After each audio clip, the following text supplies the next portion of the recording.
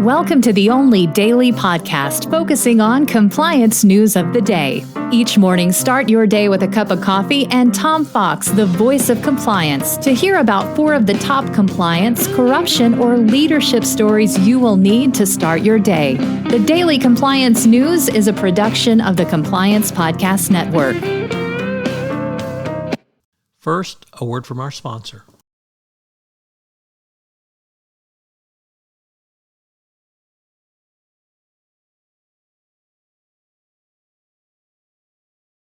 Daily Compliance News for September 14, 2022, the Is Twitter Lying edition.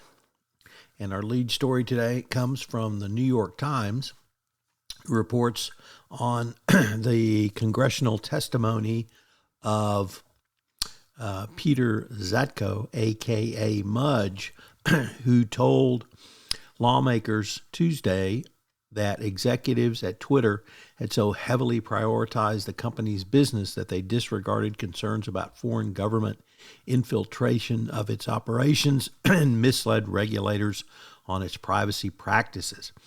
He testified the FBI had been notified the company during its tenure. There was at least one agent of China's Ministry of State Security on the payroll inside Twitter. In another conversation about a potential foreign agent inside Twitter, an executive said, "We already have one. What does it matter if we have another?" Not a good look for Twitter.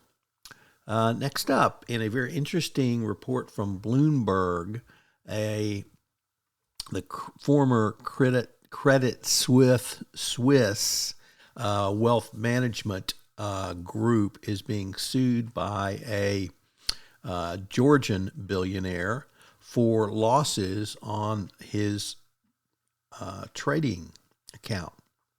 What's interesting about this is that the trades were either fraudulent or made without his approval by the head of his account, the trustee on his behalf, and the trustee did not know about it. This led to over $120 million in losses.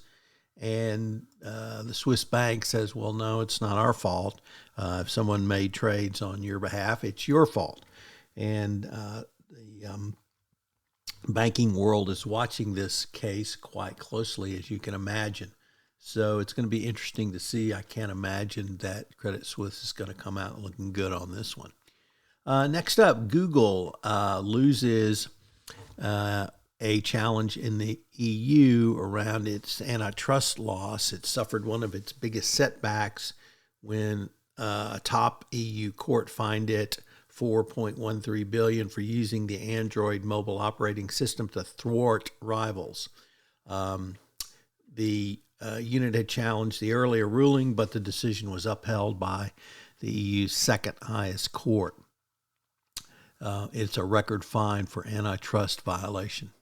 And final story comes to us from the Stanford Law School FCPA Clearinghouse. If you've never checked this out, you really should. It's the best resource around FCPA reporting, and it tells us that Ideanomics, a U.S.-based company with global operations, has publicly reported an FCPA investigation into its operations in China.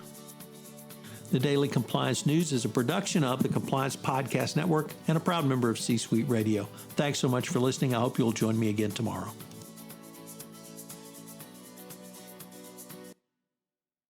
This podcast is a part of the C-Suite Radio Network. For more top business podcasts, visit c-suiteradio.com.